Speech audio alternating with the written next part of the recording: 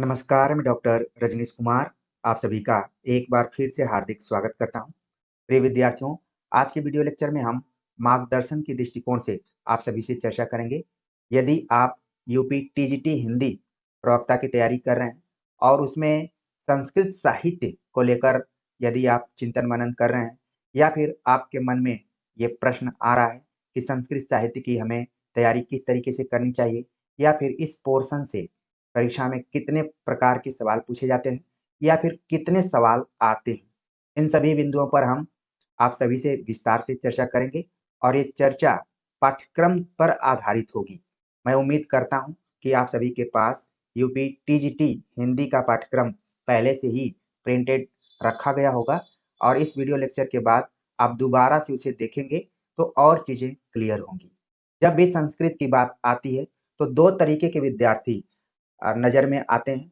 एक जो कि ऑलरेडी कोर विषय के रूप में बीए में संस्कृत पढ़े होते हैं और दूसरे जो कि जब सब्जेक्ट कॉम्बिनेशन हिंदी के साथ नहीं पूरा हो तो एकल विषय के माध्यम से डिस्टेंस कोर्स से संस्कृत विषय पढ़ने वाले विद्यार्थी होते हैं।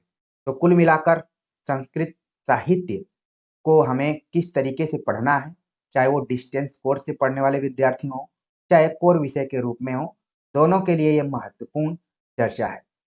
तो हम विस्तार से बात करेंगे, आप आखिर तक जरूर इसको देखिएगा। सबसे पहले हम देखते हैं कि आखिरकार यूपी टीजीटी हिंदी के लिए संस्कृत साहित्य के पोर्शन के अंतर्गत पाठ्यक्रम में क्या रखा गया है। तो सबसे पहले आप अगर पाठ्यक्रम देखेंगे तो इसके 3 भाग किए गए, जिसमें कि आप देखेंगे कि एक साहित्य का भाग है, संस्कृत साहित्य का।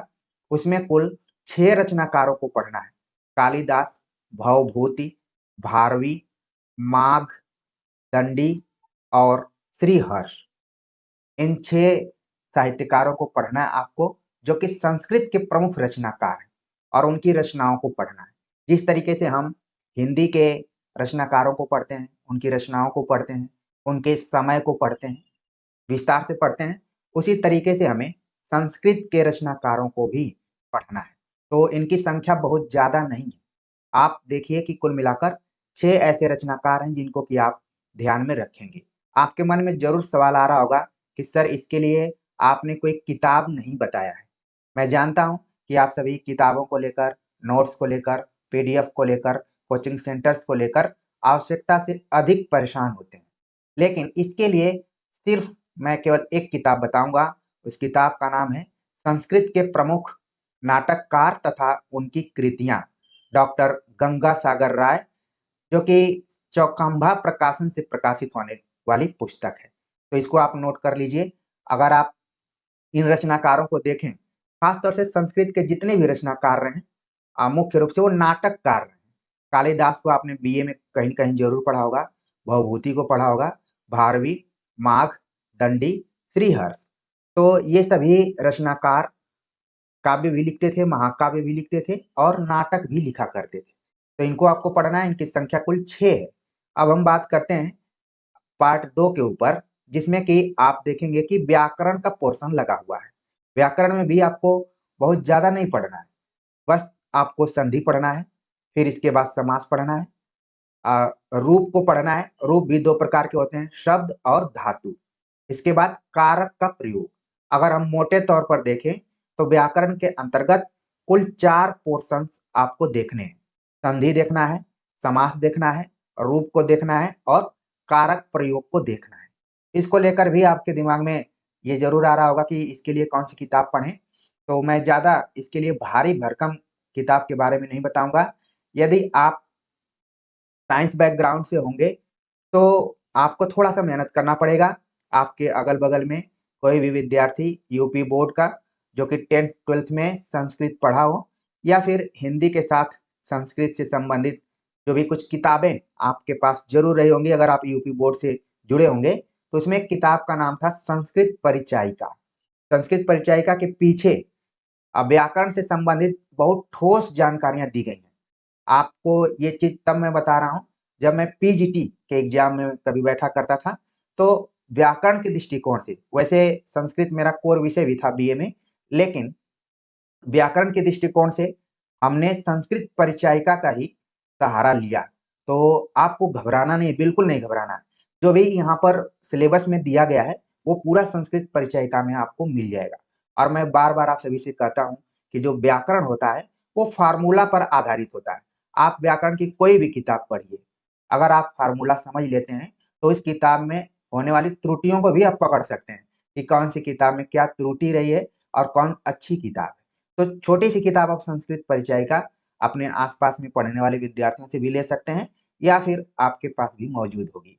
मैं इसलिए बता रहा हूँ कि अक्सर मैंने देखा है कि 10वीं 12वीं की किताबों को लोग कूड़े-करकट में फेंक देते हैं, उसको ध्यान नहीं देते हैं। लेकिन वही किताब आपके लिए काफ़ी महत्वपूर्ण हो सकती है, इसलिए आप ज़रूर उसको एक बार खोजिए। अगर कहीं धूल खा रही हो तो ज़रूर उसको निकालिए और पढ़ना शुरू कीजिए। अब बात आती है तीसरे पार्ट के ऊपर, जो कि अनुवाद पर आधारित है। अनुवाद भी आप देखेंगे कि व्याकरण का ही एक पोर्शन है, जिसमें कि जिस तरीके से हम अंग्रेजी के अनुवादों को पढ़ते हैं, वैसे ही संस्कृत के अनुवादों का भी कुछ नियम कानून है। वो व्याकरण पढ़ते हुए आपने कभी न कभी पढ़ा ही होगा, नहीं पढ़ा होगा तो संस्कृत परिचायिका में ही अनुवाद किस तरीके से करने हैं, क्या-क्या उसके नियम हैं, पूरे विषय पर चर्चा की गई है। और यहाँ पर भी हम तैयारी कराते समय आपको अनुवाद के बारे में ज़रूर बताएँगे।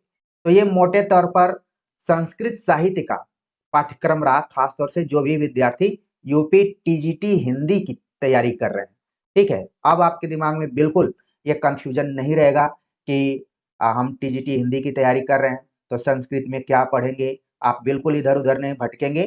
जिन-जिन चीज़ों पर हमने आप सभी का ध्यान आकर्षित कराया है, उसको ज़रूर आप रखेंगे अपने दिमाग में और उसी हिसाब से तैयारी करेंगे। क्योंकि यहाँ पर आप देख रहे हैं कि 6 रचनाकारों का नाम तो दिया हुआ है। इनको आपको थोड़ा-सा विस्तार में देखना पड़ेगा। जिस किताब की चर्चा हमने की उस किताब को आप ज़रूर खरीद लीजिए, उसको पढ़िए।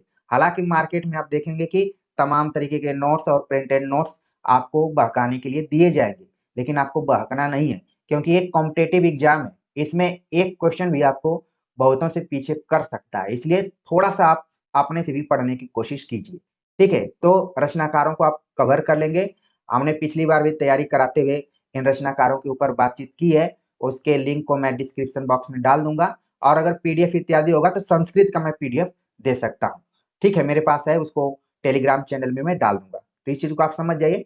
यहाँ पर आप देख रहे हैं कि जो संधि है या समास है, इसको आप हिंदी की तैयारी करते समय भी आप पढ़े होंगे, बस थोड़ा-सा अंतर रहता है, सब फ़ॉर्मूला एक ही टाइप का होता है। बस कहीं-कहीं पर विसर्ग इत्यादि लग जाता है तो वो संस्कृत में आ जाता है और उसको हटा दिया जाता है तो वो हिंदी में रहता है। तो संधि और समास दोनों कॉमन है, चाहे हिंदी व्याकरण पढ़िए, चाहे संस्कृत व्याकरण पढ़िए। अब बात आती है रूप को लेकर कि कौन-कौन से शब्द रूप हैं, कौन-कौन से धातु रूप हैं। तो देखिए यूपी टीजीटी हिंदी में ये कहीं पर क्लियर नहीं है कि किन-किन शब्द रूपों और धातु रूपों को हमें पढ़ना है। लेकिन अगर आप यूपी जीआईसी इत्यादि के सिलेबस को देखेंगे, तो उसमें थोड़ा बहुत क्लैरिटी दी गई है। उसको लेकर भी हमने सिलेबस में चर्चा की हुई है यूपी जीआईसी के सिलेबस में। अब बहुत सारे विद्यार्थी हो सकता है कि सोचना शुरू कर दें कि सर हमें तो वो वीडियो मिल नहीं रही है। थोड़ा-सा आपको मेहनत करना पड़ेगा, खोजना पड़ेगा और वो मिल जाएगी, ठीक है? फिर भी हम आगे क्वेश्चन में अभी देखेंगे कि किन-किन शब्द रूपों और धातु रूपों को आपको पढ़ना है। और एक अलग से भी हम वीडियो बना देंगे कि किन-किन शब्द रूपों और धातु रूपों को आपको एग्ज़ाम के पहले ध्यान में रख के जाना है ताकि आप वहाँ पर लीड कर सकें, बढ़त बना सकें। तो यहाँ पर तो क्लैरिटी नहीं है लेकिन जो मेन-मेन हैं, उनके ऊपर हम चर्चा करेंगे। इस पे हमने पहले भी चर्चा की हुई है, लिंक मैं डाल दूँगा, लेकिन नए सिरे से एक बार और मैं बात करूँगा। जहाँ तक कारक की बात रही, तो कारक आप हिंदी व्याकरण पढ़ते हैं, वहाँ भी कारक पढ़ते हैं और संस्कृत व्याकरण पढ़ेंगे, तो वहाँ भी आपको कारक पढ़ना पड़ेगा। कुछ चीज़ें आपको कॉमन दिखाई पड़ेंगी, कुछ चीज़ें थोड़ी-सी उनमें अंतर भी आपको देखने को मिल सकता है। ठीक है?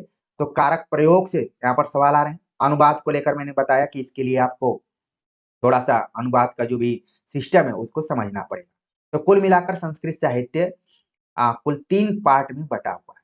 अब हम देख लेते हैं कि इससे कितने तरीके के सवाल पूछे जाते हैं और अ, कितने सवाल आते हैं। अगर आप देखेंगे कि 125 क्वेश्चन है, तो उसमें से 15 से लेकर 16 क्वेश्चन संस्कृत साहित्य से और व्याकरण से पूछे जा रहे हैं। यानी कि ज़्यादा सवाल नहीं पूछे जा रहे हैं। फिर भी इनकी संख्या ठीक-ठाक है। हमने देखा कि बहुत सारे विद्यार्थियों का मन संस्कृत में नहीं लगता है, उनको रूप नहीं याद होता है और अनुवाद के नियमों का पता नहीं रहता है, वो घबराने से लगते हैं। लेकिन अगर यहाँ पर आप जुड़े हुए हैं, विश्वास है, तो सारी चीजें धीरे-धीरे आपके मन मस्तिष्क से विरेचित होंगी, आपके अंदर का जो डर है वो दूर हो जाएगा। बस थोड़ा-सा आपको टाइम देना पड़ेगा। ठीक है, तो 15 से 16 क्वेश्चन पूछे जाते हैं।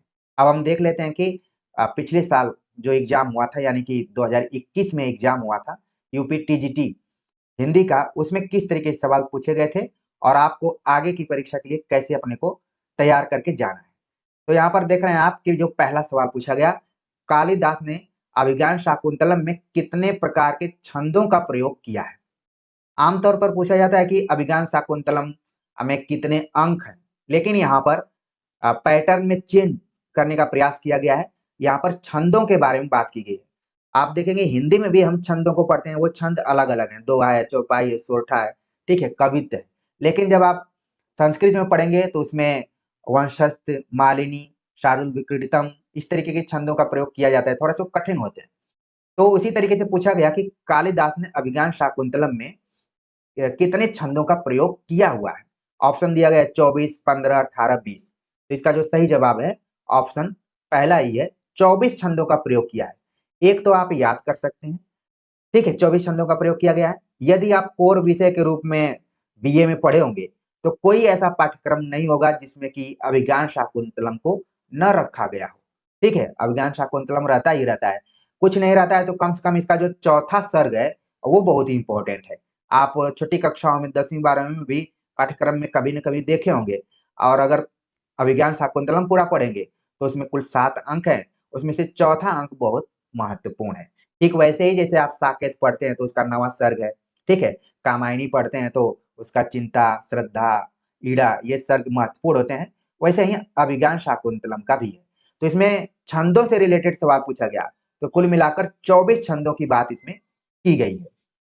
आगे बात करते हैं, अगला जो प्रश्न है कि संस्कृत के किस ग्रंथ का आरंभ श्री शब्द से तथा समापन लक्ष्मी शब्द से हुआ है?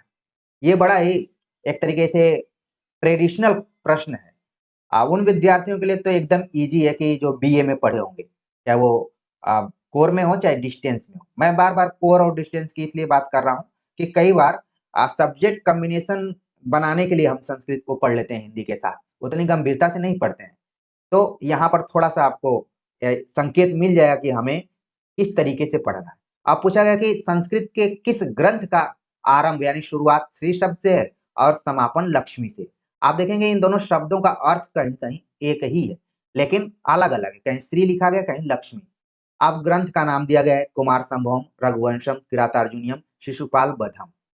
तो जैसे मैं आप सभी से अभी बात कर रहा था, बहुत सारे विद्यार्थी सही जवाब लगाकर बैठे होंगे, किरातार्जुनीय। ठीक है? जो कि भारवी द्वारा लिखा गया है और आपके दिमाग में आ जाना चाहिए कि इसमें कुल कितने सर्ग हैं। क्योंकि आप अपने दिमाग को जितना रीड कराएँगे, उतना आपके लिए बेहतर रहेगा। तो श्री और लक्ष्मी दोनों शब्दों का आपको पता चल गया।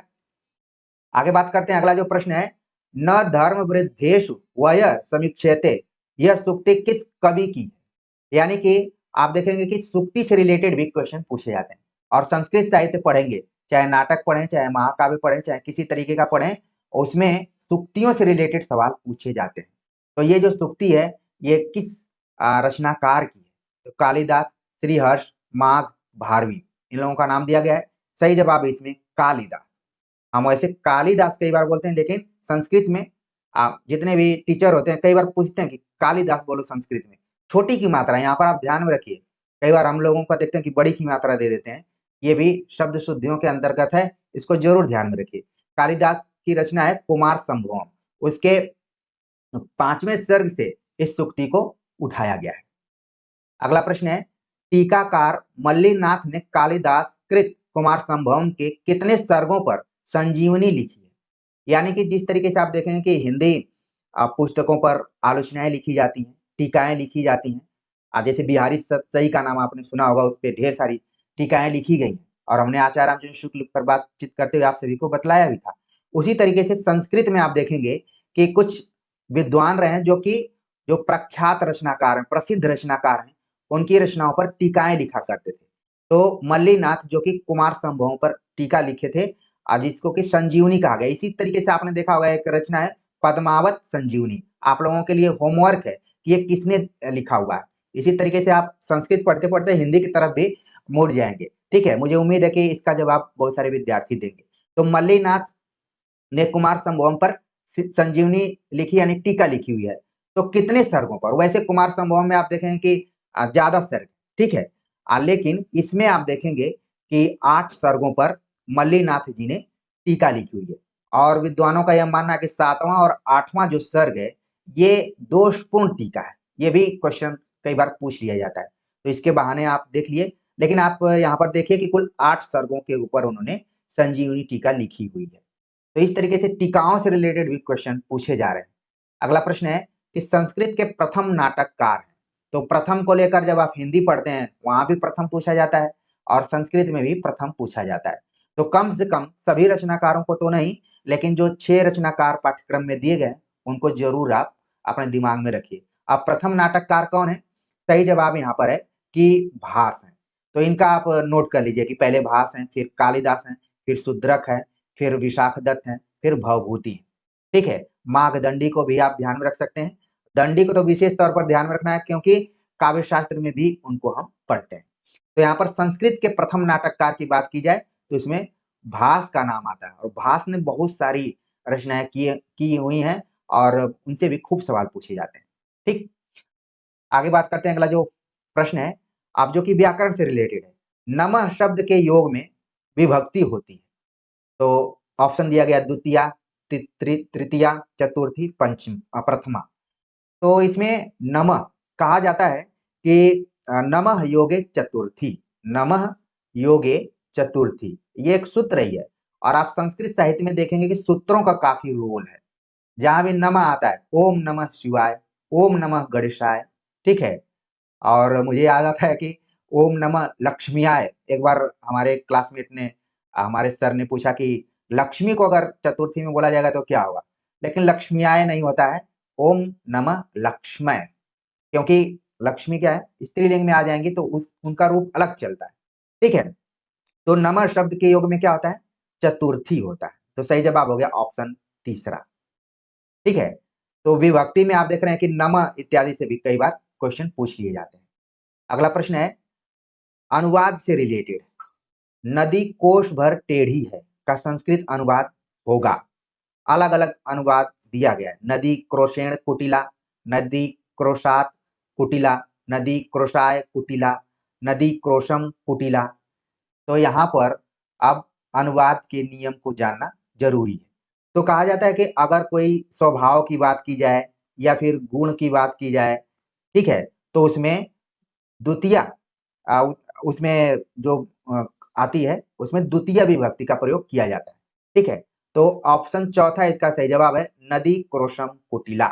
ठीक है, तो यहाँ पर नदी का स्वभाव क्या है कि वो टेढ़ी मेढ़ी है, सीधी नहीं है बल्कि टेढ़ी मेढ़ी चल रही है, तो उसके गुण को बतला रहा है यहाँ पर, तो द्वितीय विभक्ति का प्रयोग किया गया है।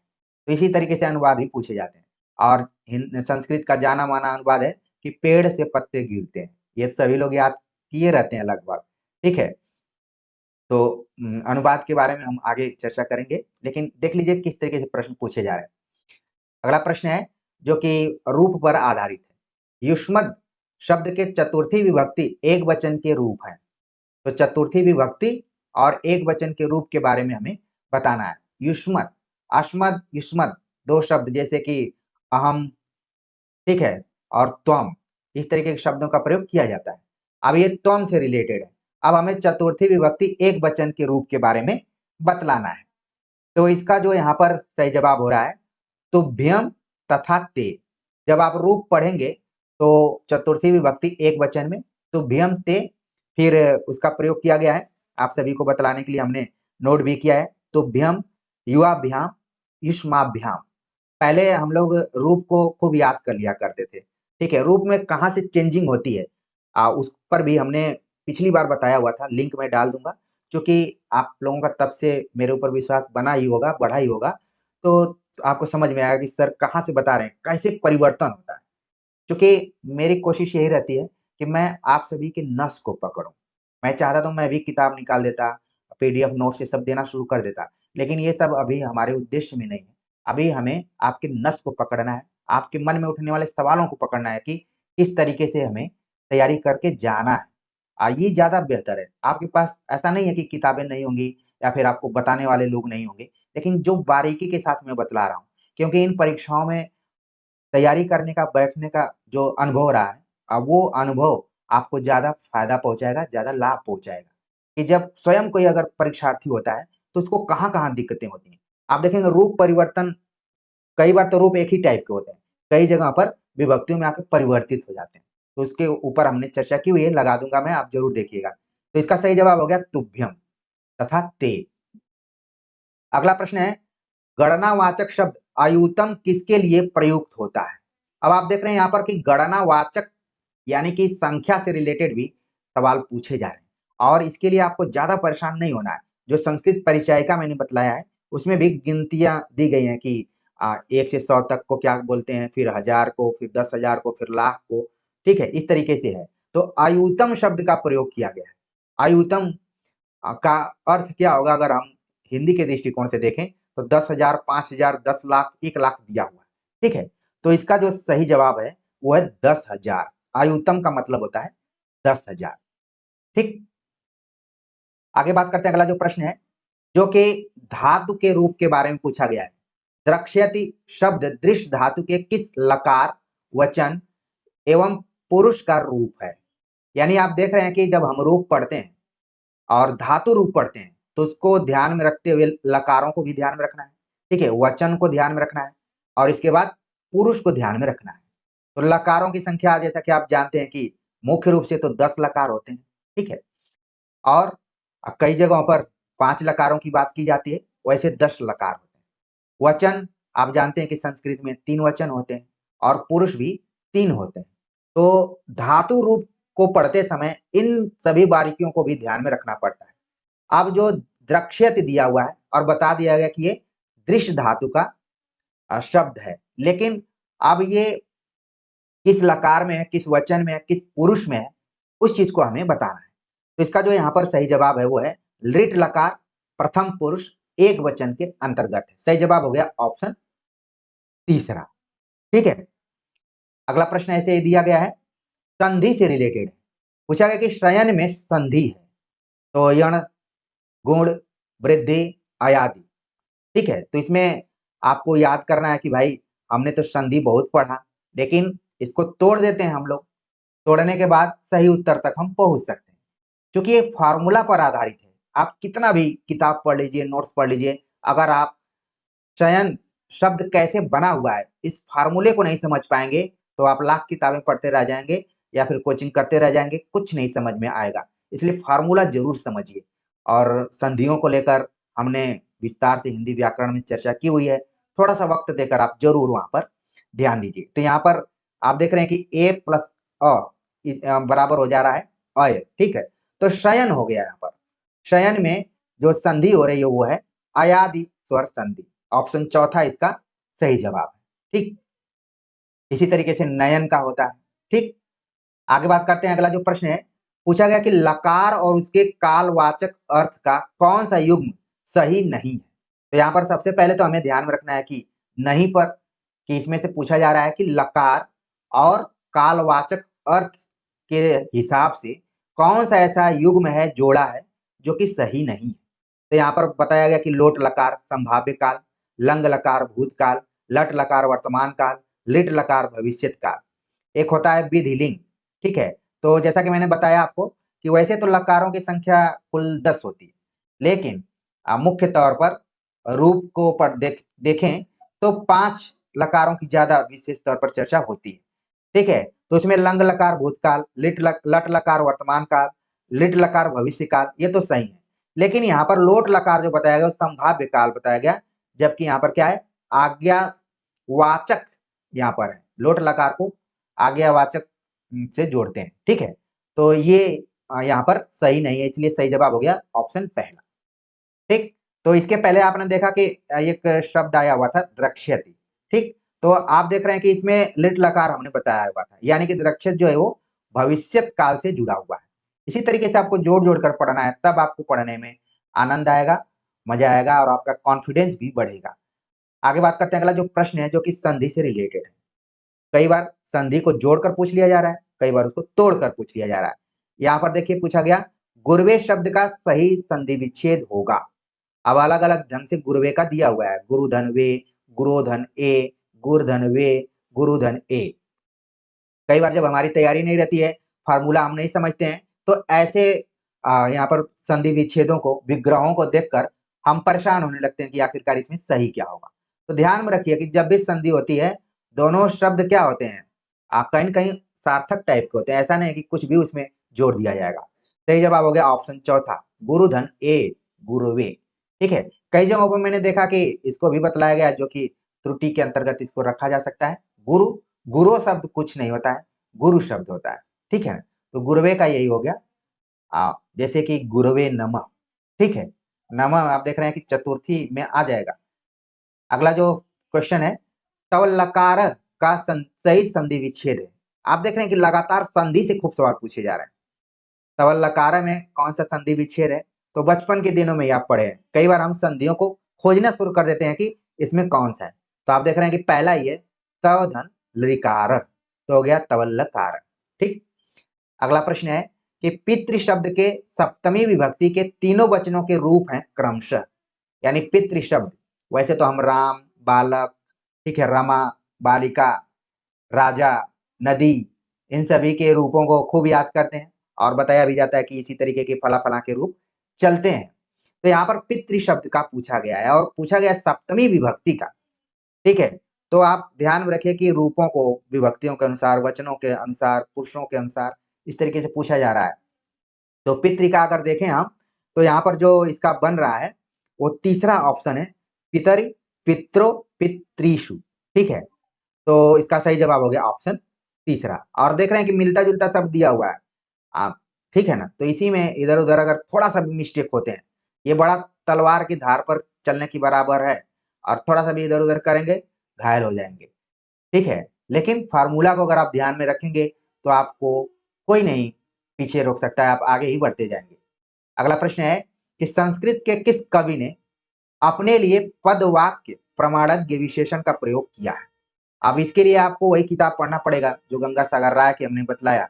उसको पढ़ेंगे तो आपको काफ़ी लाभ हो सकता है। ठीक है ना? तो कौन-सा कवि है जो अपने लिए पद, वाक्य, प्रमाणज्ञ विशेषण का प्रयोग किया है? ऑप्शन दिया गया भारवी, भवभूति, बाणभट्ट, कालिदास। तो इसका यहाँ पर जो सही जवाब हो रहा है, ऑप्शन दूसरा है भवभूति। और आप जानते हैं कि भवभूति एक खास रस के लिए जाने जाते हैं। मैं आप सभी को होमवर्क के साथ यहाँ पर छोड़ना चाहता हूँ ताकि आप भी अपने दिमाग को रबर की तरह बढ़ाइए। दिमाग को बढ़ाते रहना है। दिमाग तो आपके रुक जाएगा, रबर जैसे रुक जाता है, फिर इसको फैलाना पड़ता है। तो वैसे ही फैलाइए। भवभूति एक खास रस के लिए जाने जाते हैं। आप ज़रूर बताएँगे और एक और हमने क्वेश्चन पूछा था उसका भी आंसर बताएँगे। तो प्रिय विद्यार्थियों, अगर आप यूपी टीजीटी हिंदी विषय से तैयारी कर रहे हैं और संस्कृत को लेकर आप चिंतित थे, तो हो सकता है कि आज की इस चर्चा के माध्यम से आपको थोड़ी-सी राहत हुई होगी कि हमें बिल्कुल घबराना नहीं है, बल्कि एकदम से धैर्य रखते हुए, फ़ॉर्मूला को समझते हुए 15-16 क्वेश्चन के लिए मानसिक तौर पर तैयार होना है। तो आज का ये मार्गदर्शन आप सभी को कैसा लगा? आप सभी के कमेंट्स का मुझे इंतज़ार रहेगा और आगे भी हम इसी तरीके से जो भी मन में आता है कि परीक्षार्थियों के लिए आवश्यक है, मार्गदर्शन के तौर पर हम प्रस्तुत करते रहेंगे और बाकी आगे के जो भी क्लासेज़ हैं, पाठ्यक्रम के अनुसार चलते रहेंगे। तो आज के लिए बस इतना ही। मिलते हैं एक नए टॉपिक के साथ, तब तक के लिए नमस्कार।